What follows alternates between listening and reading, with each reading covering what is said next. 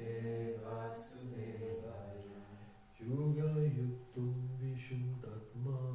Yoga Yukto Vishuddhatma.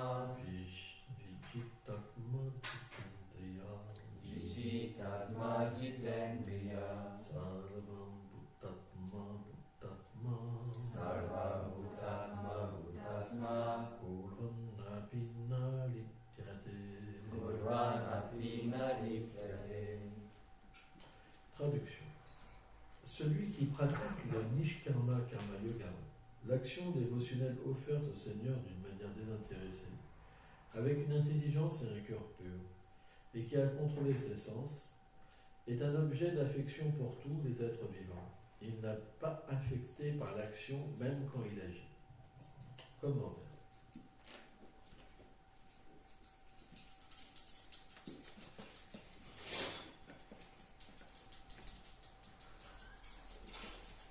Un dévot qui pratique l'action dévotionnelle offerte au Seigneur d'une manière désintéressée devient graduellement purifié de toute contamination matérielle.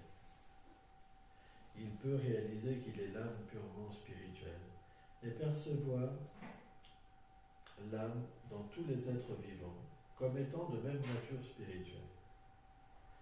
Le Seigneur lui donne également la réalisation qu'il l'accompagne en son cœur et qu'il est situé dans le cœur de tous les êtres. Établi dans cette conscience, il n'est jamais illusionné par une conception matérielle de l'existence.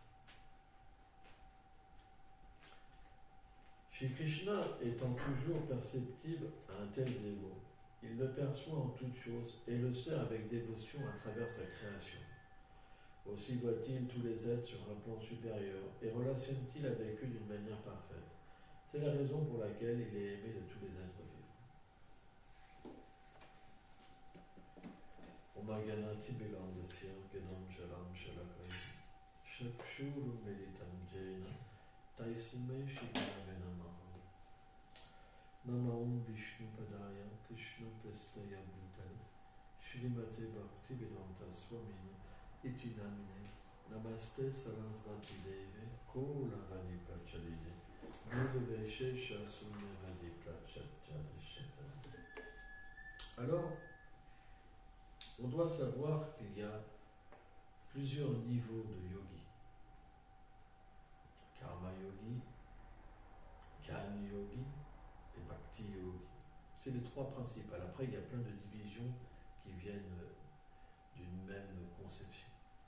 Et là, on est plus dans la vision du Gyan, de percevoir les opulences du Seigneur suprême.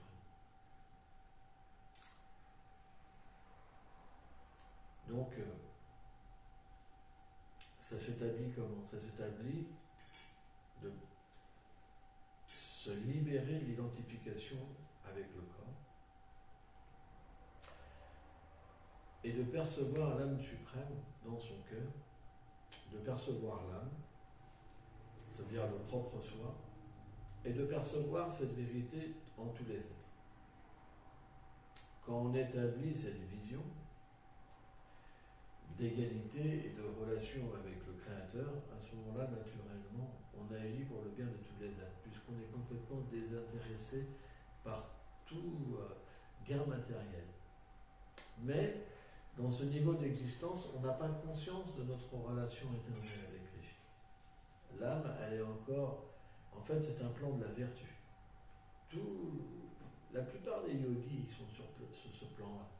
Ça veut dire qu'ils n'ont pas conscience de leur forme éternelle, de leur sentiment éternel, et de leur relation avec le Seigneur suprême dans le monde transcendantal.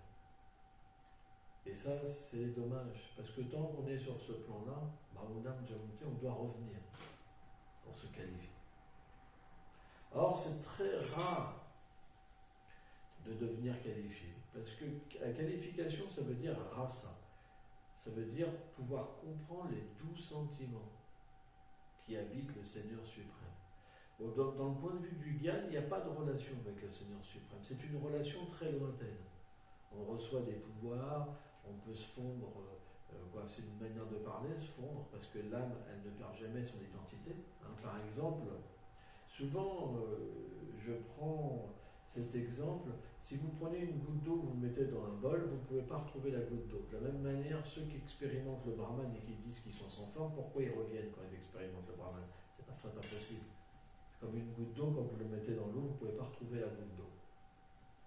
Donc, le point, c'est que le yoga ne permet pas, la méditation impersonnelle ne permet pas de comprendre sa nature et d'établir un lien d'amour avec le Seigneur suprême. C'est pas possible.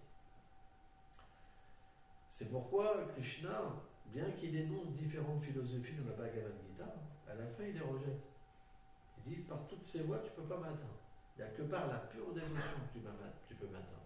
Mais comment on atteint la pure dévotion? Pourquoi Krishna, il dit Tadvidi pour les placer là? Pourquoi il dit approche une personne qui est la pure bhakti, qui m'a vu, qui me connaît, qui a une relation avec moi? Cette personne, il faut que tu lui poses des questions, tu lui rends ton hommage et tu le sers. Ce qu'il y a dans son cœur, alors apparaîtra dans ton cœur. C'est pour ça que la dévotion au Seigneur n'est jamais séparée de ses purs dévots.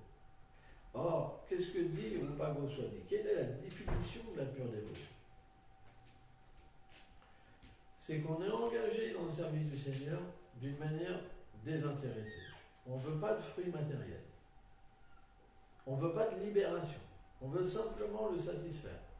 Juste lui, avec des sentiments dévotionnels et constamment. Ça, c'est la pure dévotion. Quand une personne a cette qualification, alors automatiquement, si on s'associe avec lui, si on l'aime, Krishna nous donne cette qualification. C'est ça le secret. Et qu'est-ce que ça nous amène? Ça nous amène, quand on chante par exemple Jai Radha Madhava, rien que 2 mots, vous ne pouvez pas vous imaginer qu'est-ce que ça représente. Madhava, ça veut dire le printemps. Le printemps, ça veut dire que Krishna fait fleurir tous les sentiments d'amour dans le cœur de Radharani. Il compte tous ses désirs. On ne peut pas imaginer ce qu'un dévot ressent juste en chantant Jai Radha Madhava. Et après Kunja Binaya. On ne peut pas imaginer. Ça veut dire que Radha et Krishna, ils sont dans un endroit spécial où ils sont ensemble. Et ils se délectent l'un de l'autre. Donc, on chante des choses sans comprendre la signification. Mais pourquoi? Parce que le cœur pur, ça ne suffit pas. Il faut que, par la miséricorde des Bhaktas, par la miséricorde de Srimati Radharani, par la miséricorde de Vrindavan, Braj, que le couple divin apparaisse dans votre cœur. À partir de là, quand vous chantez des chants, vous pouvez directement les satisfaire à travers ces chants. Votre pratique externe, elle est en contact avec vos pratiques internes. Vous vous rendez compte? À ce niveau-là, vous êtes conscient de ce que font le couple divin, et quand vous chantez, vous leur donnez satisfaction. Ça agit sur un autre plan.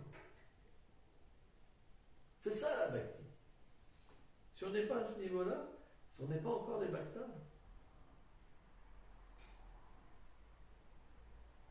on n'est pas encore des bhaktas. Donc bien sûr, avant, il faut étudier des choses qui vont nous permettre de purifier notre cœur et de comprendre la création matérielle. Mais tout ce qui est yoga, on ne peut pas atteindre le Seigneur juste par une respiration. C'est complètement absurde. C'est que quand il est satisfait qu'il vient, c'est lui qui décide. Vous ne pouvez pas le forcer à travers des respirations. C'est pas possible. Vous pouvez atteindre quoi par respiration? Vous pouvez purifier les airs vitaux qui recouvrent l'âme. Et vous pouvez avoir une petite expérience de l'âme, Ananda. C'est ça la vertu. Vous pouvez avoir une petite expérience de l'âme. Et c'est tout petit, c'est infime.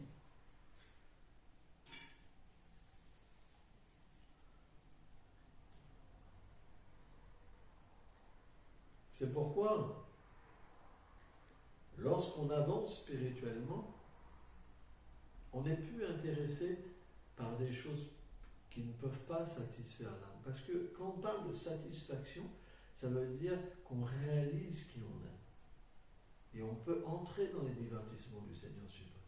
C'est ça, c'est à ce moment-là qu'on goûte la satisfaction. Avant, c'est tout petit. Même la réalisation du Brahman, c'est infime. Même Paramatma, l'âme suprême dans le cœur, c'est petit à côté. Parce que c'est lointain.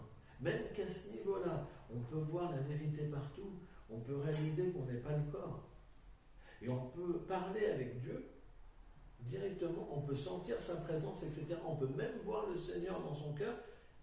Mais cette relation, elle est dans l'opulence. Et cette opulence, bien qu'elle donne une extase inconcevable, lorsque le Seigneur enlève l'opulence et amène une personne dans son intimité, le sentiment est des milliards de fois plus grand. Et ça ne peut pas être goûté par un être ordinaire. C'est simplement quand on arrive à la réalisation spirituelle. Or, Vishwanath Chakravarti Thakur explique que ça, c'est le plan transcendantal. Avant, c'est la vertu. C'est pour ça, bien que les êtres vivants pensent que les gens sont libérés, la plupart sont dans la vertu. Les saints, par exemple. La plateforme Paramatma, c'est la vertu. Même s'il y a une conception de transcendance, parce qu'on voit le Seigneur suprême, l'âme, elle ne peut pas s'éveiller complètement. Vishwanath Chakravarti Thakur, il dit que c'est que sur la plateforme transcendantale qu'on peut avoir cette compréhension. Or, bien sûr, le Seigneur, avec Kunta, dans le monde transcendantal, il a différentes demeures, et bien qu'il soit un, il prend différents aspects, parce que les dévots ont des sentiments différents. Nous, on adore Radha et Krishna. Pourquoi? Parce qu'on a envie, pas d'adorer Dieu, mais on a envie d'être avec notre ami éternel. On a envie de tenir la main à Krishna. On a envie de masser ses pieds. On a envie de servir Srimati Radharani dans une intimité. Ça veut dire quoi l'intimité? Ça veut dire qu'ils font... L'intimité, ça veut dire que ce qu'il y a dans leur cœur, ils le font voir. Ça apparaît. Radha et Krishna, c'est les formes où leurs sentiments apparaissent. Vous comprenez? Alors que plus le pouvoir est manifesté dans une forme, moins on perçoit le sentiment interne. Vous comprenez?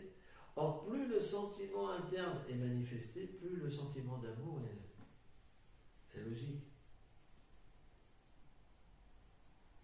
Mais en même temps, plus c'est intime, et moins vous avez de chance d'être introduit. Parce qu'il faut une qualification. Il faut un sentiment irréprochable. C'est pour ça que Oba Goswami explique que le service de dévotion est quand même rarement atteint. Parce qu'il faut une dédication complète. Mary Yashoda, par exemple, pour essuyer une goutte de sueur de Krishna, Krishna fait apparaître des gouttes de sueur. Mary Yashoda, elle est prête à mourir 1 million de fois, de mourir pour vivre 1 million de fois, juste pour essuyer une goutte. Tellement c'est intense.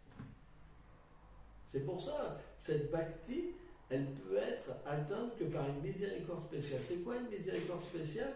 C'est que, au fur et à mesure que vous essayez de satisfaire une mission Vaishnava, ça veut dire le désir du Vaishnava, en proportion, quand vous faites cet effort-là, en proportion, Krishna devient attiré, même si vous n'êtes pas qualifié.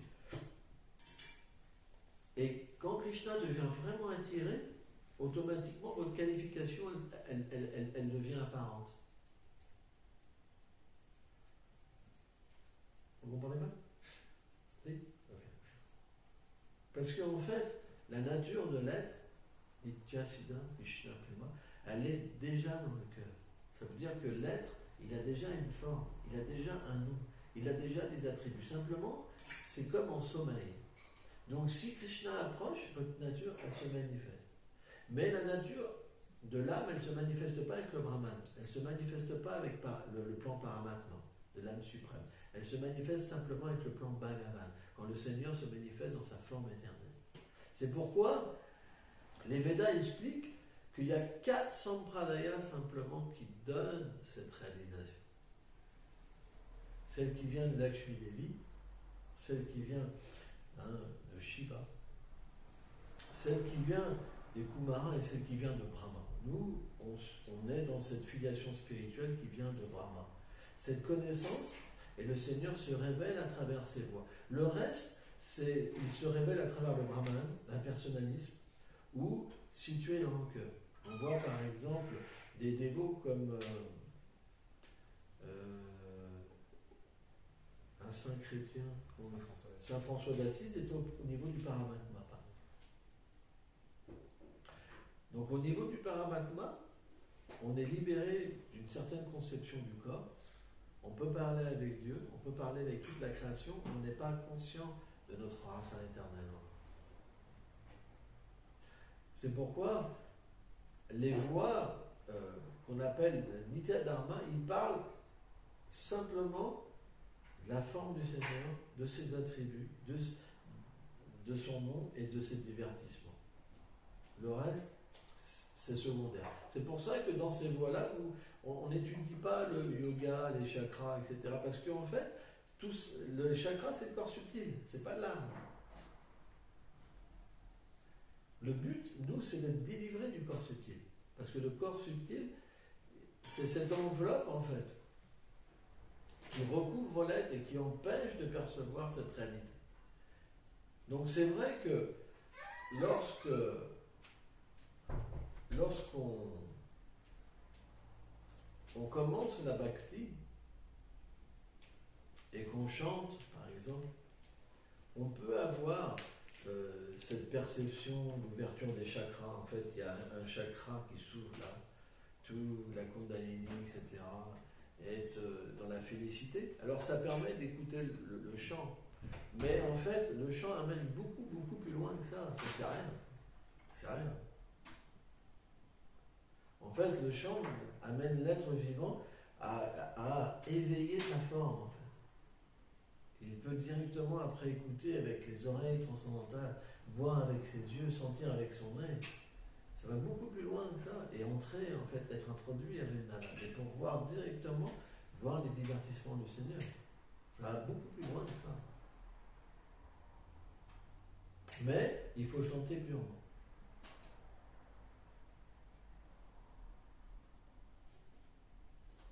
Parce que le chant pur n'est pas différent du Seigneur. Dès qu'on chante purement, il apparaît. Au bout de 2 noms, il apparaît. Et vous êtes sur le plan de voir face à face le Seigneur dans votre forme spirituelle. Tous les Vaishnavas authentiques ont eu cette réalisation. Un nom, ça détruit tous les péchés, ça détruit toutes les conceptions matérielles. Et le deuxième, vous êtes introduit à Golok Vrindavan. C'est pas ordinaire ça, mais il faut avoir la foi. Comment on a la foi? En écoutant des gens qui ont eu l'expérience. Comment vous voulez donner la foi si vous n'avez pas eu l'expérience? C'est pas possible. Ah blablabla, ah blablabla, il n'y a pas la puissance. Il n'y a pas la puissance. Donc automatiquement, si vous n'écoutez pas des gens qui ont eu l'expérience, à un moment, vous vous dites, il parle, mais je sais pas, je ressens pas, je ressens plus quelqu'un qui, par exemple, qui a eu l'expérience du Brahman. On doit parler par l'expérience. Une voix authentique, ça donne l'expérience. Il y a beaucoup de voix, ils parlent, ils vont par exemple spéculer sur le mot amour, blablabla. Ils n'expérimentent pas. C'est pourquoi, par exemple, Bouddha, et c'est intéressant l'histoire de Bouddha, c'est quand il est venu en Inde, pourquoi Bouddha il a pu répandre sa philosophie? C'est parce qu'il avait l'expérience. Donc il tombait en face de sadhus qui n'avaient pas l'expérience. Et donc automatiquement il s'abandonnait à lui parce qu'il avait une expérience. Vous comprenez? Alors bien sûr, Bouddha, c'est le Seigneur suprême qui vient sous cette forme, sous la forme d'un Sakyadesh avatar. Parce que dans l'âge de Kali, tout est dévié. Les Védas sont déviés, etc. C'était horrible ce qui se passait. Chaque maison était devenue un abattoir, soi-disant pour faire des rituels. Ils tuaient des animaux. Donc il est venu pour répondre à ça. Mais c'est intéressant, parce qu'il est venu véritablement à travers l'expérience. Simplement en parlant de son expérience, il a pu répandre cette philosophie. C'est pourquoi le service de dévotion, il permet d'avoir l'expérience. Mais c'est une expérience où il faut être vraiment sincère. Il faut être même désintéressé de se libérer de ce monde matériel. Même désintéressé du bonheur. Il faut vouloir une seule chose, c'est le bonheur du Seigneur. Alors c'est contradictoire parce que le Seigneur est Atmarama, il est pleinement satisfait, il n'a besoin de rien. Et pourtant, il a cette fonction qu'on puisse prendre soin de lui. Parce que sans ça, il n'y aurait pas de création. S'il était autosuffisant et juste satisfait en lui-même, il n'y aurait pas de création. Pourquoi il nous manifeste? Pourquoi, à travers sa Jiva Shakti, il nous manifeste? C'est simplement parce qu'il aime recevoir un service d'amour et il aime aussi donner de l'amour à ses dévots. C'est pour ça que ça existe en nous. C'est pour ça qu'on a besoin d'aimer et on a besoin de donner aussi. Même à l'état conditionné. Mais à l'état conditionné, l'amour c'est tout petit et c'est imparfait. On est toujours déçu parce que tout tourne autour de nous-mêmes. On a un conditionnement et ce conditionnement fait que j'ai tel désir, et ceux qui m'aident à le combler, c'est mes amis, ceux qui ne le comblent pas, je commence à moins les apprécier, et puis là ça va plus, et puis après je les déteste. Vous comprenez? Mais quand on est sur ce plan de l'amour, et qu'on peut chanter véritablement le nom et avoir un aperçu, mais c'est extraordinaire le contact qu'on peut avoir avec les gens de Vrindavan, c'est des gens parfaits. Ils nous donnent exactement ce qu'on a besoin. On vole parce que l'amour est tellement parfait, l'abandon est tellement parfait qu'on a juste besoin de s'abandonner. On n'a plus besoin d'exister par nous-mêmes. On existe par l'amour des autres. C'est un endroit tellement merveilleux. Même la terre, la poussière, tout est tellement merveilleux, tout est tellement élevé. Mais c'est pas tout hocher la tête. Dans une classe, il y en a beaucoup qui hochent la tête. Alors souvent, c'est parce qu'ils ont envie de dormir, ils hochent la tête, ça les empêche de dormir. C'est pas la tête qu'il faut hocher, c'est ouvrir son cœur. Il faut donner son cœur à Krishna. Et après, Krishna, par cette confiance qu'on lui donne, il fera tous les arrangements dans cette vie pour qu'on puisse se purifier. Mais si on a des désirs matériels, je vais faire ma vie comme ça, je vais faire ceci, on n'atteindra pas le succès. On atteindra simplement nos désirs. Mais est-ce que nos désirs ils peuvent nous satisfaire? Non, c'est trop petit. C'est pour ça qu'on doit étudier une philosophie qui nous permet d'avoir un désir plus grand. Parce que le Seigneur comble les désirs. Et le désir le plus élevé, c'est de devenir un associé du Seigneur Dieu. Il n'y a pas plus élevé comme désir. Donc si vous voulez développer ce désir, il faut vivre avec les dévots, mais sans dualité. Si vous pensez que vous avez quelque chose de supérieur, ça ne sert à rien d'être là. Il n'y aura pas le gain. Donc on doit enlever cette duplicité. On doit devenir des êtres simples. Être comme un enfant. Un enfant, il veut simplement jouer. Mais jouer avec